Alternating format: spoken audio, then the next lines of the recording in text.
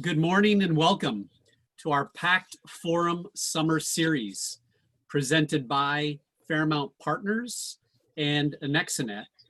Our Forum series, which is our Enterprise Technology series, has been occurring over this summer and will be so into this fall. We have a terrific panel this morning, the evolving landscape of FinTech, and we're super excited to have SEI as the sponsor of this session.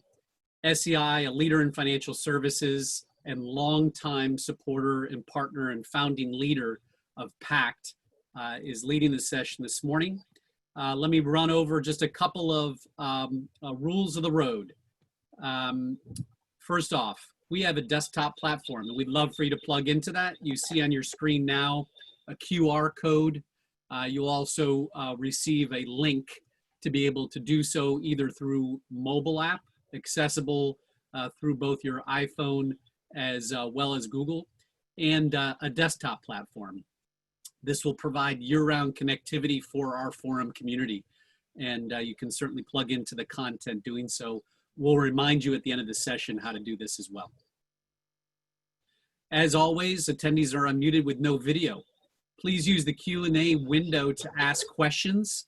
Do so throughout the conversation, and we'll start taking questions with about 15 minutes left in the program. Lastly, the chat window is available for attendees to privately message hosts or make general comments, but again, use the Q&A window for questions.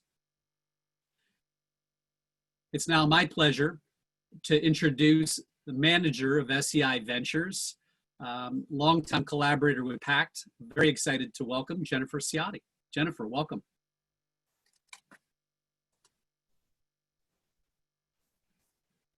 All right. Can you see and hear me? Yeah, well, you're all good. All right. Well, thank you so much for the introduction, Dean. And I'm just so thrilled to be here to moderate this morning's FinTech panel and really start digging into the Q&A. Before doing so, I wanted to kick things off with just some introductions. So joining us today, we have Jacqueline Baker, Heather Holmes, Russ Kliman, and Kevin O'Neill. And I'll just have each of the panelists turn on their video as well. And if we could just do some brief introductions, we'll just start with Jacqueline and go down the line. That'd be great. So I'll kick it off to Jacqueline. Fantastic. Well, good morning to everyone. I'm Jacqueline M. Baker. I serve as the Vice President of Startup Programming within AARP Innovation Lab. We have a wonderful opportunity to collaborate with startups all over the world who are impacting the aging space. So happy to be here and looking forward to today's conversation. Heather? Hi, everyone. I am Heather Holmes, the CEO and founder of Genivity. At Genivity, we are here to sit at the nexus between health and wealth and empower financial advisors and their clients to be able to better plan for these risks so that they can get back to focusing on their financial well-being. And I'm really pleased to be here with all of you today. Great. Hi, I'm Russ Kliman. I'm the global leader for SEI Ventures. As Dean alluded to, SEI is a strategic partner with PACT. And part of SEI Ventures is we invest in emerging and potentially disruptive startups within the financial services space. And so we look to collaborate and partner with startups globally, as well as corporate partners like AARP and others to really change the game in the space, and excited to be part of this panel. Hi there, Kevin? and I'm Kevin O'Neill. I'm entrepreneur in residence at Osage Venture Partners, specifically working with early stage companies in the FinTech space and helping them adopt electronic payments across B2B solutions. Great. Well, thank you all so much for joining this morning's conversation. I'm really excited to chat with each of you and hear what insights you have to share with the group. So let's just kick things off at a really high level and talk about the year 2020 so far, kicking things off with more of a check-in type question. How are each of you doing in light of COVID-19, and have you had to adapt as a result of social distancing? What are some of the main lessons learned from this shift to just a remote world and a new normal? Heather, I'll have you kick this one off for us. Thanks, Jennifer. Yeah, so at Genivity, we built our software as a cloud-based solution to help advisors. So one of the things kind of pre-COVID is a lot of our customers will use it for in-person, face-to-face meetings more than they might have used it digitally. So for us, one of the advantages of the way we built our technology is a way for the advisors to be able to engage their clients digitally. So we've really been focusing on helping them take that next step to doing that. And I think a lot of firms have been moving towards doing more things in a digital way. COVID kind of forced the hand of everybody. And so it's just been an opportunity for us to help people get more comfortable and understand that there can be great ways to engage their clients that might have been different than what they typically used to do in their workflow. As far as our team goes, we've worked in an in-office and virtual environment for a while. So we've always been very comfortable with collaboration in that way. Great. Russ, I'll throw it over to you. Sure. I think like everybody, I think we're living in this virtual world and everybody looks like a little box on the screen. And so when we get to see people in person, we're like, wow, you're actually real. I think it's really opened us up, and I'm sure Kevin can share the same opportunities as well as Jacqueline in terms of, really engaging with people in a global sense. And I think, the accessibility of everybody in a digital way has both its pluses and minuses. But I think it's been a great opportunity to engage with people that, traditionally may have been a little bit more challenging because of just the physical distance and the ability to connect with people. And so I think it's created new opportunities for us and to engage with, great founders and startups, across the globe and really look at some unique opportunities. Absolutely. I'll say that one of the biggest lessons learned is to truly remember to practice what you preach. As much as we tell startups and our innovation community to stay nimble and stay flexible and remember that you'll need to pivot, those same words, every single corporation that I know who's in the innovation space has to eat those words right now. And it's because, we have figured out processes. Like I know exactly what our pitch cycle will look like. I know what our accelerator relationships have looked like over the years. And we don't have the luxury of letting them look that way anymore. All of our pitch competitions have gone virtual. All of our accelerator relationships are virtual. And while virtual seems like it's something that's easy to activate, each and every one of us who's asked to be on these type of forums know that there are challenges that come along with activating in a virtual way. And so just as much as we tell our startups to be nimble and to be flexible, we too have to be nimble and flexible. And we've had to make sure that we do that on behalf of not only the work that we do, but the startups that we are committed to as well.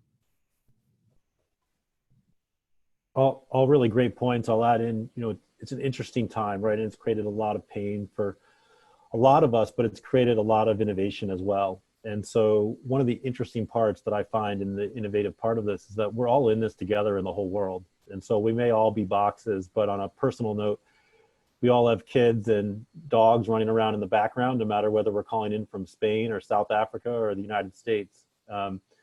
And we're all innovating, whether we're in the restaurant space or the distribution space or in the sales space. We're all finding ways to engage with people. It just isn't exactly the same as it was 6 months ago. Kevin, that's a really great point, and I'd like to dig into that a little bit more about the idea of innovating during this time. So the next question stems from a line that Winston Churchill said about never letting a good crisis go to waste. So while clearly challenging times lie ahead, innovation is clearly critical in times like these. Can you share some of your perspectives about leading into innovation during a time of crisis? Yeah, I think it's a great quote, and thank you for that question. I think all startups sort of say like, I never want to let a good crisis go to waste. The question is like, what do you do with it? And I think there have been a number of CEOs that have reacted, in our portfolio, but even publicly, that have reacted in really positive ways. One of the headlines yesterday was that Mark Benioff at Salesforce gave every parent another 6 weeks of vacation between now and next August. I can't think of a better sigh of relief as a parent of 3 for all of us across the globe that are trying to figure out what we do over the next 3 weeks and then over the next 3 months and maybe next 6 months. So, I think first and foremost is how can you be innovative for your team? And if it's good for your team, it's probably good for your customers. And if it's good for your team and your customers, it's definitely good for your technology. From a market standpoint, it's how do we engage differently? How do we really hit the nerve of our customers? One of the companies in Osage's portfolio is a software for the back office of restaurants. On March 8th, they were servicing 1,500 restaurants, and on March 25th, they were literally servicing 20% of those restaurants. but how could they be there for all of those entrepreneurs who are restaurant owners? And so they found a great way to share data and help them get PPP loans. Not their core business, not their expertise, but surely adding a really valuable service in a time of need. That's great. Jacqueline? Yeah, I'll add on to that by really offering a reminder. And the reminder is that if we're really honest and we look back through history, some of the most groundbreaking and fulfilling things are surfaced amid chaos, crisis, and often the unknown. I mean, the bottom line is that as humans, we are hardwired to survive. So during pressing times like these, the survival instinct kicks in and we start to make magical solutions come up, right? And when you couple that magic, and I know that magic is not the word that necessarily we feel when we look around right now, right? But when that magic of instinct kicks in, coupled with intentional innovation, then truly like solutions really, really get solved. I mean, think about it. We have car companies that are creating ventilators. We have liquor companies and beauty product companies that are creating solutions around hand sanitizer, just things that weren't, necessarily the focus 6 or 7 months ago. And so right now, while I know many startups are pivoting, organizations are pivoting, partnerships are changing, the reality is it behooves us, the innovation community, to lean into this and to support this, to support where we're going as much as possible. Because right now, I think that human instinct, just that whole fight or flight, it's really at the top of the curve right now. And so when we're intentional with the resources that we have and the opportunities that we have, coupled with that just innate solution finding right now, I think that more magic can absolutely happen. Yeah, I like that positivity. I'll piggyback on Jacqueline's comments. I mean, I think, whenever there's times of crisis, and Boston Consulting Group has a great piece that's out around resilience and digital resilience. And one of the things that it outlines is this notion of kind of an initial kind of, reacting, responding and making sure people are safe, and your families and your employees and the community for which you serve. And you go through this process of kind of recovery and rebounding and kind of thinking about, how do we kind of step back into kind of the marketplace. But I think, part and parcel to this conversation is kind of that reimagine piece, that third leg of that, and kind of looking at things in a future perspective and reimagining what might financial services look like, what might, the opportunity to engage with clients in a meaningful way, and how do we reimagine, what that new opportunities may be, to really grow and create opportunities for organizations to compete in a global economy that's going to be different. And so I think, when you think about those opportunities, I think all of us on this panel are seeing that in different ways in terms of reimagining what that future might look like. Awesome. Heather, would you like to add to this one? I mean, I think the panel's done a great job of answering this, but from the startup perspective, what I think this has done is just been a really positive opportunity. I mean, not trying to lose sight of the difficulties that have been going through for everyone, but I think that this has been a really positive, almost like a reset for the company, because you get so busy running, being on planes, going to meetings, and you don't really realize how much time you lose from being able to spend more time innovating or doing stuff like that. So I think what this allowed us to do is it gave us more freedom, more time, and more perspective to be able to go and look at what are some of the things that we want to do next, and how do we approach that, and then how do we support our customers in the best way that we possibly can. I mean, I love Kevin's example about what that company did for the restaurants. And for us, we knew that this was a leap for some customers. So we wanted to really try and figure out ways that we can best support them, since we understand technology and the digital experience. Absolutely. So speaking of things that are more over the horizon that we want to explore or do next, looking at the FinTech landscape, are there areas that were more hot pre-pandemic that have cooled off a bit? And on the flip side, are there areas of FinTech that are now more important than ever? Russ, I'll have you kick us off on this one. Sure. I think, as Heather alluded to and others have spoken about, I think, being digital and that digital interaction, certainly while many in the financial services space were probably dabbling into the waters around digital engagement, digital collaboration, how do we engage the customer in a digital way? Companies like Heather's and others in this space have been digital from the start. And I think when you think about things that are hot, I think that accelerated, no different than working from home, and where companies were maybe thinking about, how do we do that? I think in the financial services space, when companies were saying, hey, we're dabbling our toes in that digital world, this has, slingshot that particular perspective, greatly. And so, technologies in the space that engage consumers in a digital way, that allow both the financial intermediaries and customer to collaborate in a digital way beyond just, a Zoom meeting, beyond just a WebEx meeting, but really collaborate, whether it's through screen sharing capabilities, whether it's through, completing information in a digital capacity. It's moving away from some of the things that maybe were middle or back office that required, wet signatures in an industry. I think all of those things are transforming, but I also think it's creating visibility and more, certainty as well. And so we're seeing a lot of, things that have leveraged, advanced technologies such as artificial intelligence and machine learning to create that personalized engagement, create opportunities to create meaningful content for customers. And so we're seeing a lot of emergence of that as well. Everybody's inundated with, COVID-19 news and schools and universities and communities. And I think customers in the financial service space really want relevant, personalized content to help inform those decisions and help create a sense of certainty and predictability around kind of what's next and how should I better plan. Kevin, do you want to add to this one? Yeah, sure. I think that especially in FinTech, one of the questions people had prior to COVID was, are banks and FinTechs partners or competitors? And I think what we've seen through COVID is a huge acceleration. McKinsey wrote the paper that retail and e-commerce has accelerated 10 years. I don't think FinTech is any different. But what it has shown is really the partnership between FinTechs, banks, and I would even say government and regulators. When you look at how the PPP loans went out, 2 startup companies, Numerated and Encino, made most of those loans on behalf of the banks, processing millions, if not billions of dollars in a time frame that was just inconceivable 6 weeks earlier. And I think we're going to see a lot of examples like that, and we may see places where we never go back, whether that's digital processes for B2B payments, whether it's even different parts of our society engaging digital.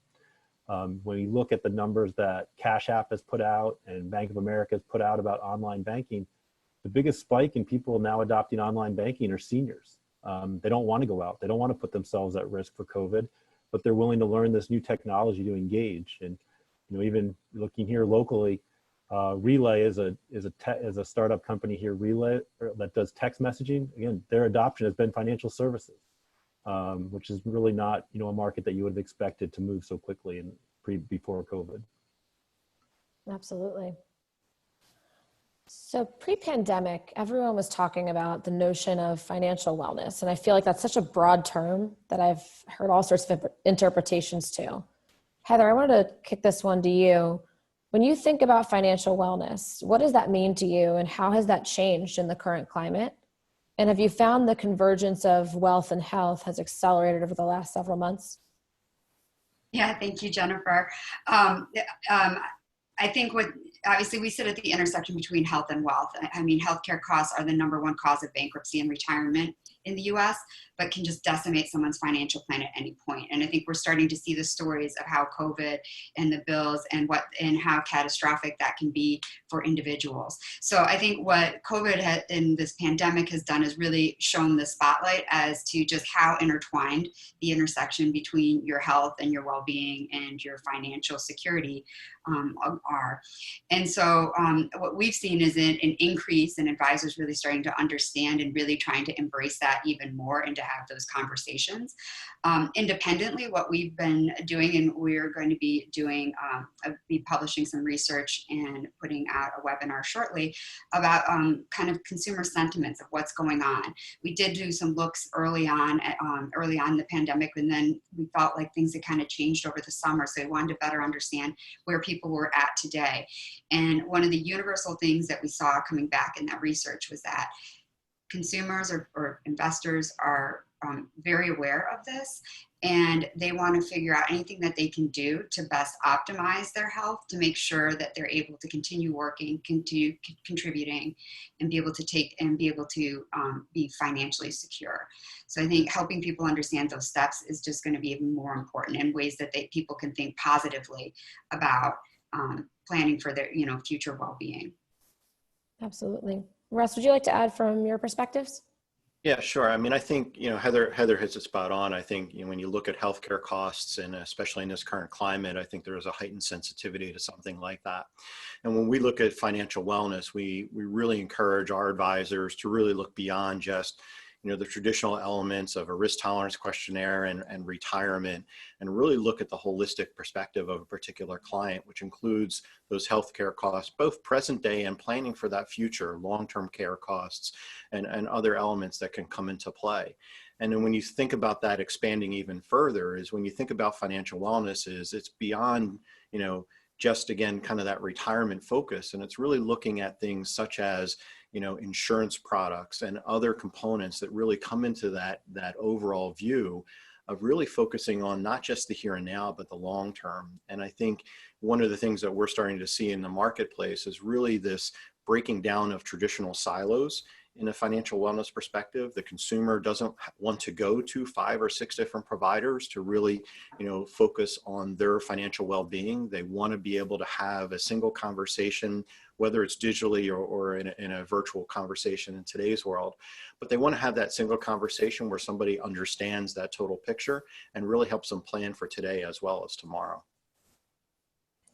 Great. That's a nice segue into my next question, thinking about today and then tomorrow. Jacqueline, in the community that you serve, you recognize this notion of the longevity economy and the immense market opportunity that comes with it. Can you talk a little bit about how FinTech and InsurTech come together in our current climate to enable this longevity economy and deliver value to America's older population? Absolutely. Within AARP Innovation Labs and really across the enterprise overall, we talk a lot about human-centered design or design thinking, keeping the human at the center of what we do, what we build, what we innovate on. And I'm sure that everyone that's here on the panel and quite a few people that are listening in from across the world, we're smart people. We have our degrees on the wall, our certifications, we've, had our sets of experiences. And we're smart in some shape, form, or fashion. But sometimes our smartness gets us in trouble because we think that we know all the answers. And what often happens is our smartness keeps us from wanting to ask the end consumer, what do they think about the thing that we're presenting, the thing that we're selling, the thing that we're asking them to actually utilize day in and day out. And so really one of the most important things is, yes, we do need our experts. We need people to give us direction, especially in a time like this, but it's also important to keep the consumer in mind and to truly ask them to build in components so that there are touch points and opportunities for feedback on whatever it is that we're putting out into the world. We've had the opportunity actually earlier this year to work alongside Genivity and the fantastic work that Heather and her team does. And truly what I'm looking forward to is really identifying other intersections. The work that Heather does truly does talk about the intersections between health tech and FinTech, but there are other intersections that exist. And the reality is a lot of times when we look at industries, when one industry starts to crumble, we see a domino effect of another industry being impacted. And so it really is a perfect time now and into the future to take a look at where those intersections are, because truly there may be an opportunity for us to address epidemic issues by seeing where those intersections are and solving for more than one thing at a time. So those are truly the areas where I see some impact that may be able to be made by those two industries working together and solving actually a bit faster. Fantastic. And Kevin, I know you're on a local board that you may have some interesting perspectives on this question as well. Would you mind sharing with the audience? Yeah, thank you, Jennifer. I am on the board of Surrey Services, which is the senior nonprofit mostly based in Chester County. And it's kind of like where the rubber hits the road, right? This was an organization that did most of its programming in person, everything from meal distribution to exercise to financial planning and insurance planning and long-term planning. Over the past 3 months, the organization's had to pivot to really do everything 100% virtually. And change its perspective of what was important. I mean, meals went from maybe, 20 or 30 meals a day to 120 to 140 meals a day. So 5x the volume that was being done previously. All the program, went virtual. And when you think about, our seniors online, we had to find a way to help them get online, both for the interaction, but also to achieve many of the things that people needed, whether that was planning around their financials or simply planning around how to receive groceries. Again, the what if question is like, what can we do for this? And what is it? It's amazing how resilient people can be and how innovative they can be and how creative they can be. Absolutely. So shifting gears a little bit, I wanted to dig into what the VC investor landscape looks like right now, and how have these circumstances impacted your lens for evaluating companies and potential investment opportunities? Russ, can you kick us off on this one? Sure. I think, pre-pandemic and current pandemic, I think, we continue to look for, amazing founders with great solutions that solve big problems. And one of the things that this pandemic has really caused us to do is look at opportunities where, how do leaders react? And I think we talked about this a little bit earlier is, are we panicking or are we taking a more prescriptive approach to things? Certainly from a VC perspective, we want to make sure that, founders are making smart business decisions in these uncertain times, especially those that are, either consumer facing that may have a retail component to them, or even enterprise facing where maybe decisions in an enterprise have slowed down a little bit relative to the uncertainty within the markets. At the same time, we want to make sure that these organizations understand how to deal with that uncertainty from a capital perspective. Are they managing the business smartly from a cash management perspective? Are they making some keen decisions? And do they have the runway to continue and have a plan that if things don't materialize or turn around as expected, what is the plan relative to something like that? Are they effectively scenario planning out those areas?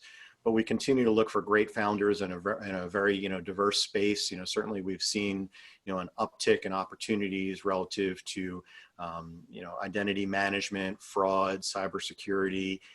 As Kevin spoke around things, even just payments and money movement has really kind of blossomed within this space in terms of the digital world.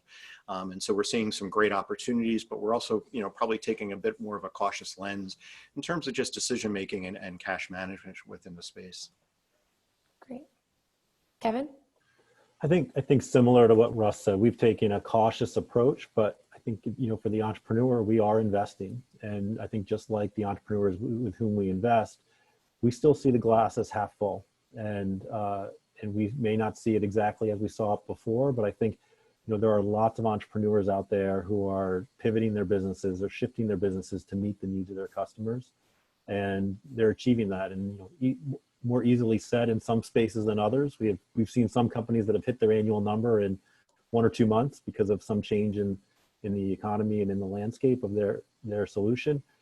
We've seen others that have struggled, but I think in general, we continue to move forward by investing in startup companies and looking at what they can achieve, 2, 4, 5, 10 years out, and remain very bullish on them. Great. And Jacqueline? Yeah, I am equally excited and slightly nervous for startups in this time. And I think that all of us here share that a bit because we know that things can change quickly. Things can change quickly pretty much anywhere in the world.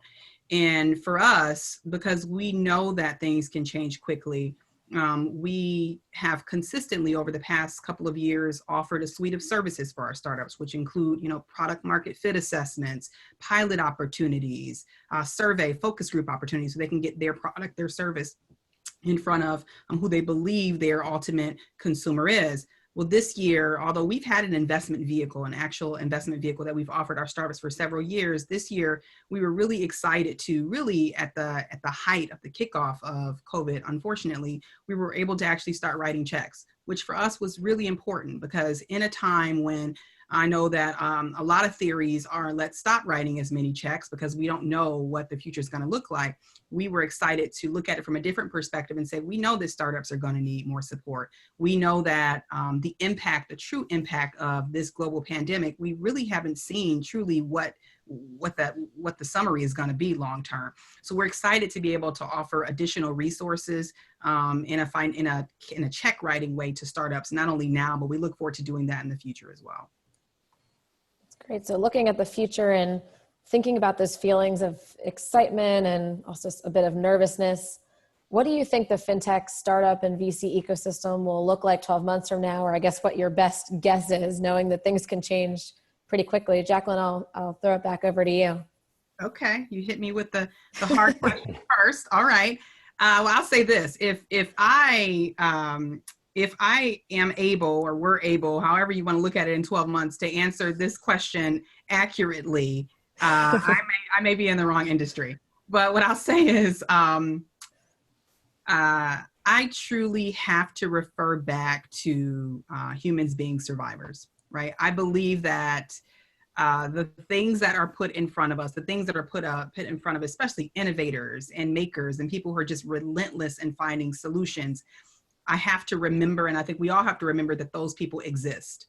Because the reality is, even if it isn't COVID-19 that's going to exist in the same capacity that it exists in 365 days, there will be something else. There will be something that we're constantly trying to solve for, something that we're constantly trying to battle. And so while there is this level of unknown and this level of discomfort, I think in each and every one of us around what the next year looks like, I think I'm equally comforted, and our organization is equally comforted by the fact that every day, day in and day out, we're pitched dynamic ideas, dynamic solutions by startups all over the world. And so I look forward to seeing what those solutions continue to be, even in the face of the unknown, even in the face of not being really sure of what COVID's impact will be in a year. I do look forward to continuing to support this innovation community and whatever the solutions are that will rise to the top.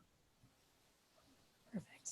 Kevin, I'll have you go next. Yeah, the cynical side of me says there may be some more pain as we get into the fall, whether that's just adjusting to, virtual life with school in session, or whether that is, truly dealing with the pandemic itself. But I'll, sort of put it in the words of my 10 and 12-year-old, which are, Dad, why do you type in your iPhone when you can speak to it? And they're not going back.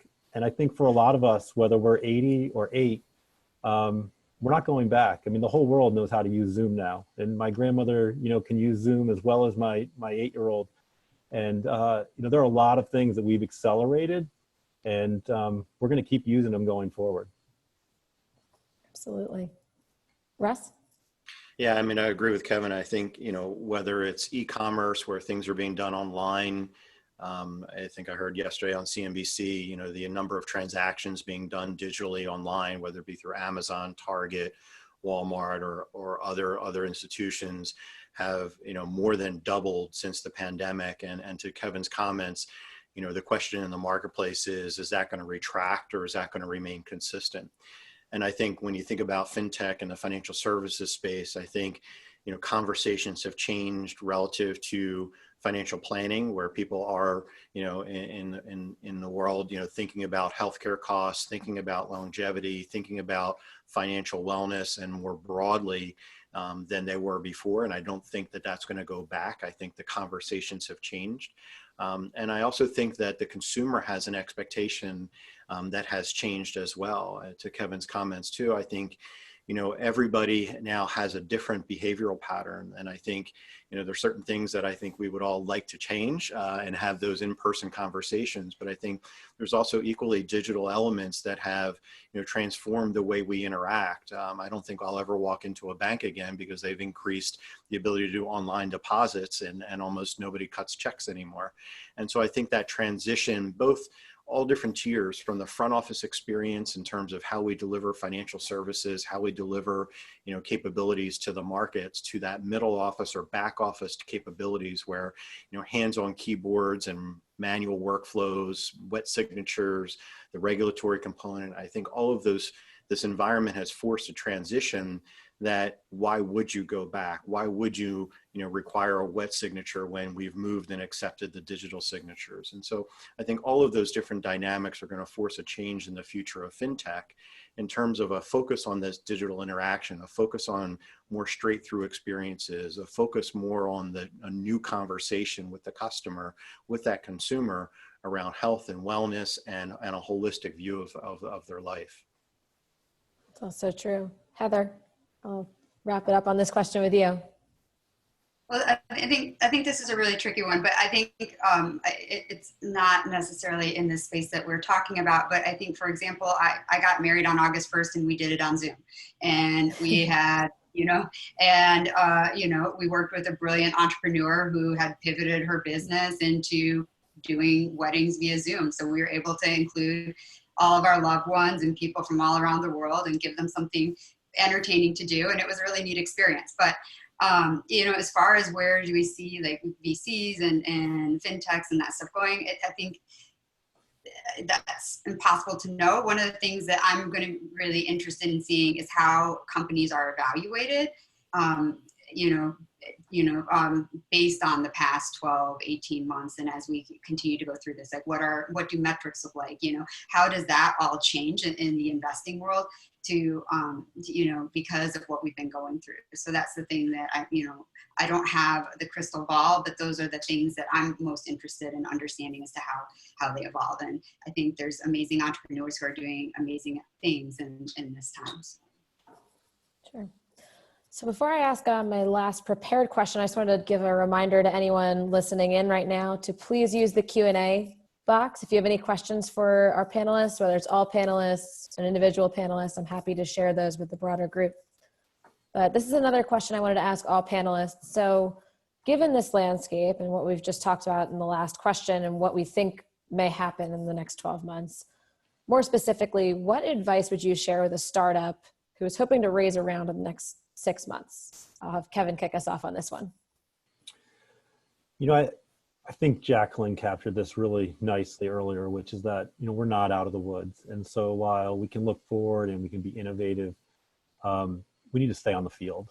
And whether we run a restaurant or a tech company, the best thing you can do for your business is make sure that you stay on the field and keep your team on the field and keep your product moving forward. That may mean making some decisions that are harder than others, but that's what leadership needs to do. That said, I think that you can really accelerate growth, and there are investors out there making investments.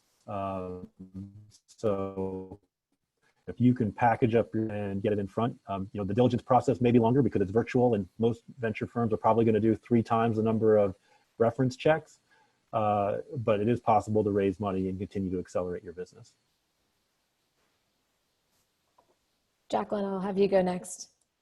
Yeah, I have to go off the reservation with my answer just a little bit. So I am a super James Bond fan. And honestly, I was really disappointed that the James Bond movie that was supposed to come out this year got pushed, and who knows when it's going to come out. But one of the movies, Casino Royale in particular, one of the premises of the whole movie is that there were all these nefarious activities going on around the world, which made way for, the stock to be shorted and ultimately for some people to make money off of betting the wrong way, right? So some people were just rigging the system.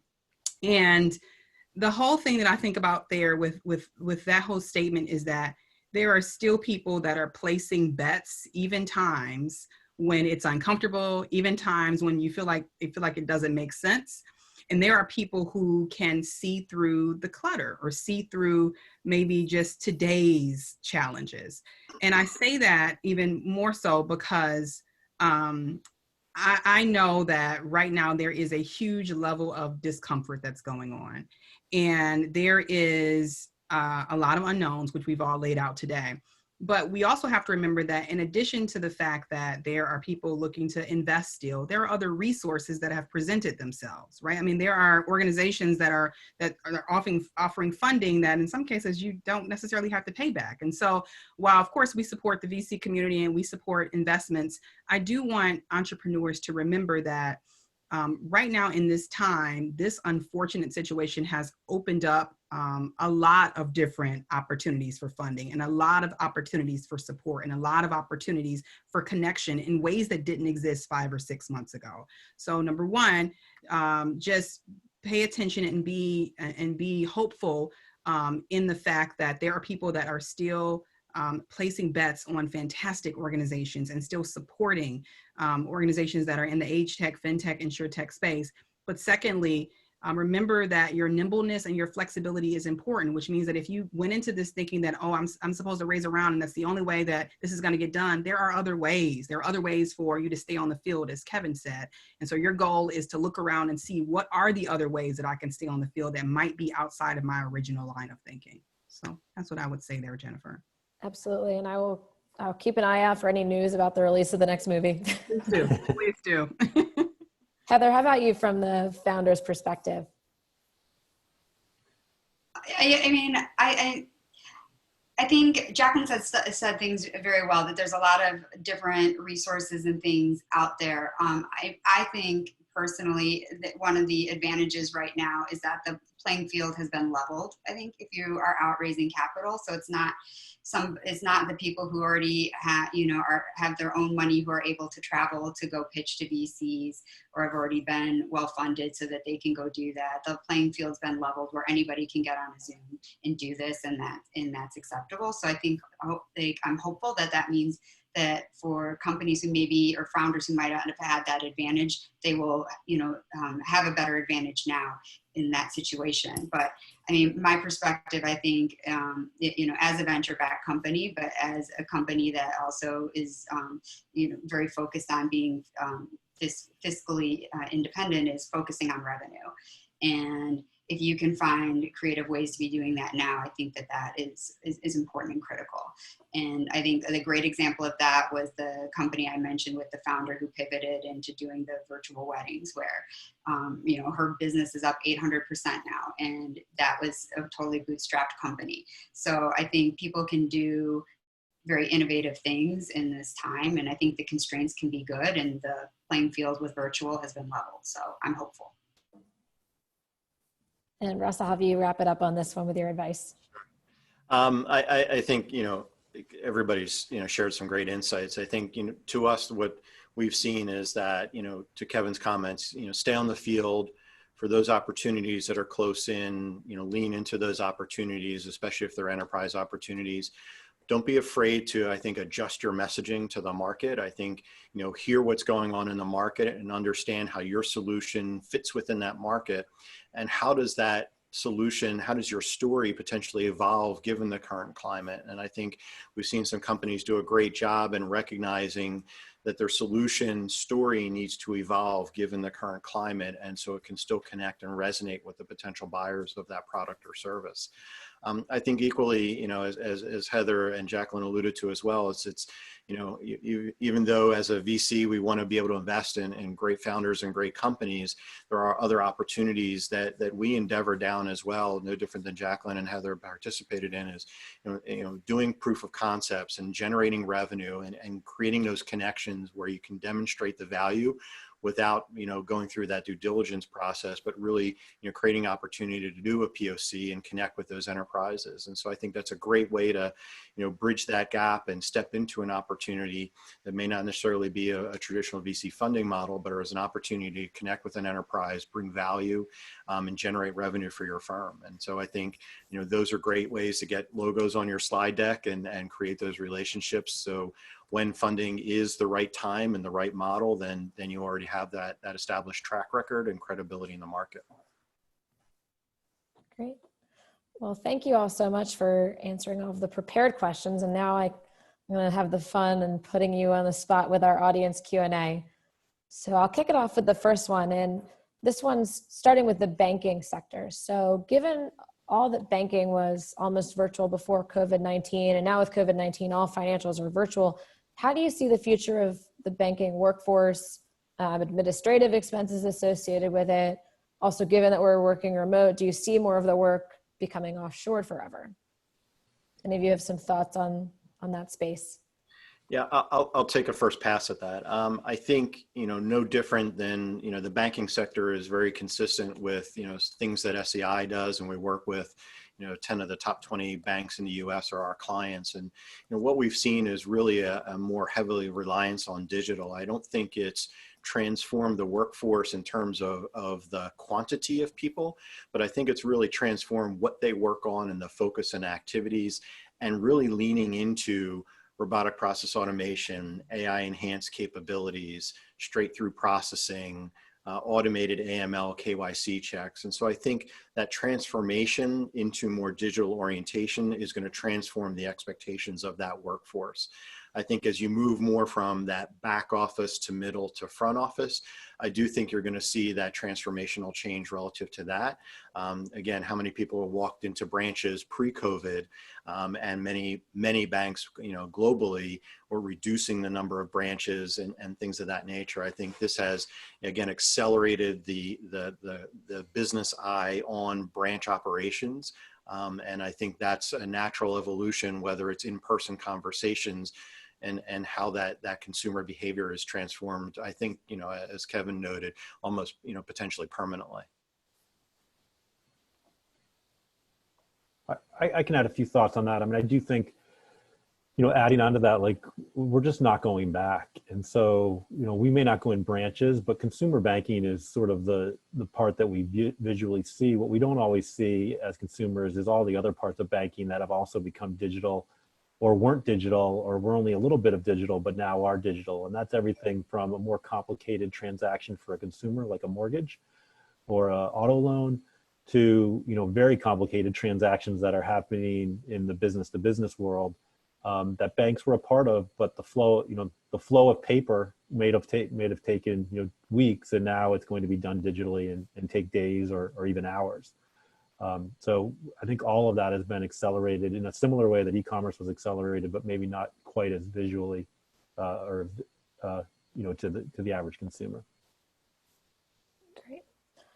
So our next question, what specific FinTech solutions, subcategories, or subsectors do you see as having the most opportunities over the next 12 to 24 months? Would any of you like to take that one?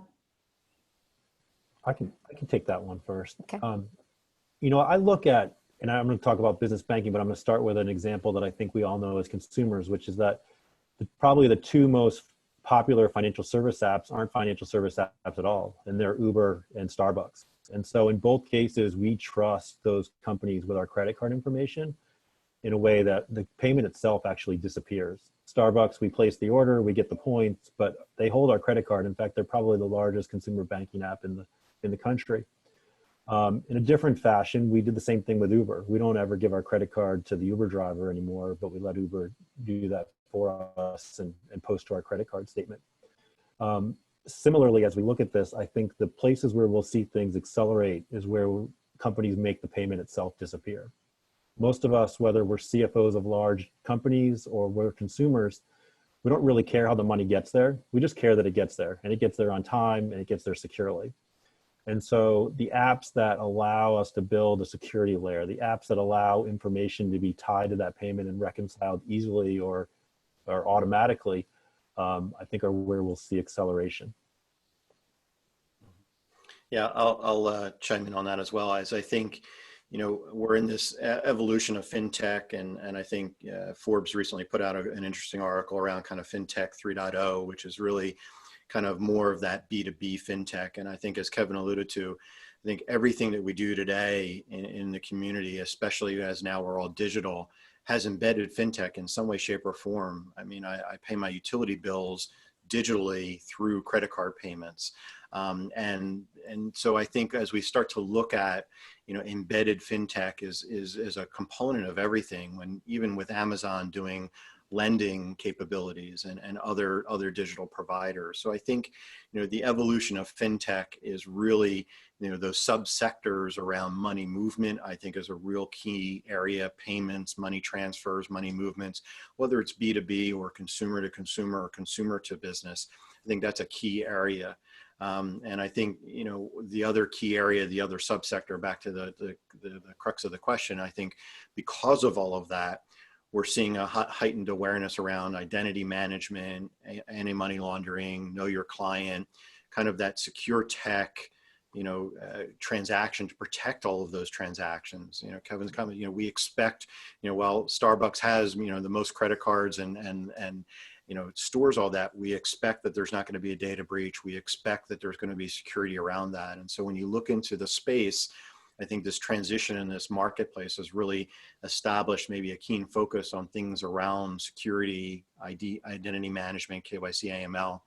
And I think to the other side of that equation, when we look at subsectors, is this whole, wealth management, financial wellness, this convergence of health tech, FinTech, InsurTech, really kind of looking at those areas in a different lens.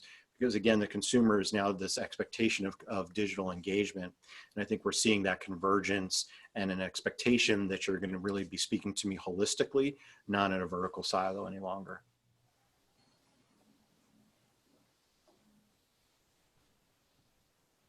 Okay, so next question. Do you think there will be pressure for startups to consolidate? Jacqueline, can you take this one? I sure can. I wonder if the perspective around that question could be looked at differently. Instead of it being, is there pressure to consolidate? I would much rather want to replace that with opportunity.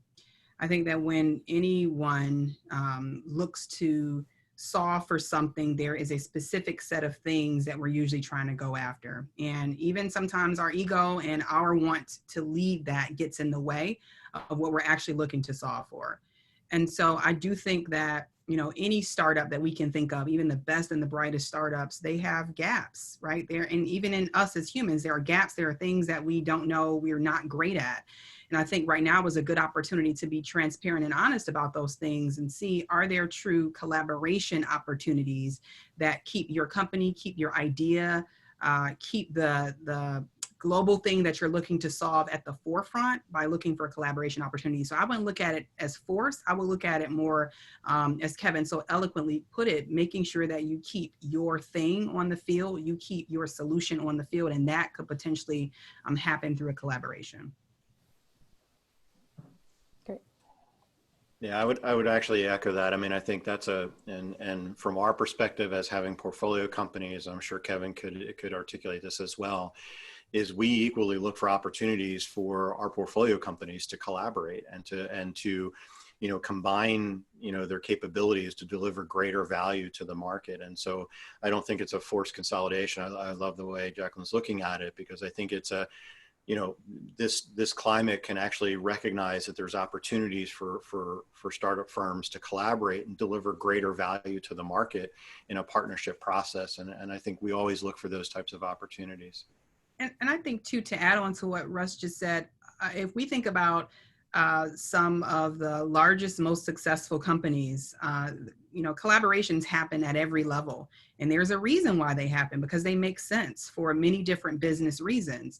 And so, although I know when, an organization is first starting out, there is I want to do it our way. I want to do it in an organic way. And we support that. And I think that that's really important.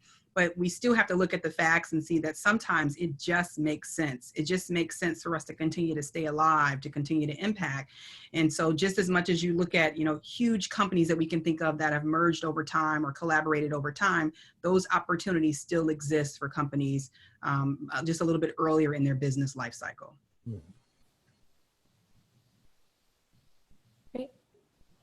Well, I think that's all of the questions that we've gotten. So I just want to thank all of our panelists, Russ, Kevin, Jacqueline, and Heather, for joining us and sharing your fantastic insights throughout this entire conversation. And thank you to Dean and Danielle for organizing this panel. I'll turn it back over to them. Jennifer and everyone, thanks so much for really the insightful conversation. And to all you participating, this is a recorded session. We'll be posting it, sharing it, and you can come back and view it or share it with other colleagues of yours. Again, I want to thank Fairmount Partners and Anexinet, our two presenting partners, as well as SEI, the sponsor of today's session, and to you, Jennifer and Russ, for helping to coordinate this.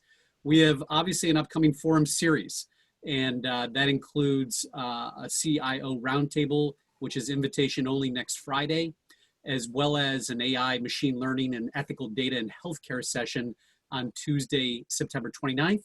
Our forum keynote series will be presented in 3 bites, so to speak, in mid-October, both October 7th for 2 time periods and October 14th.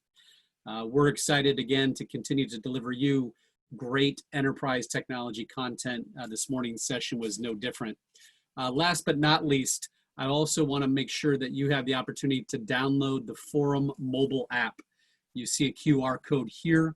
You also have it in your invitation through where you registered, and there's the opportunity to do so on your mobile phone, and certainly through your desktop or iPad. And you can also click in our chat window right now to download the app. Again, the code is 20 Forum, all in caps, 20 Forum 20. Appreciate everyone's insights once again. Thank you to our panelists, and have a terrific rest of your day.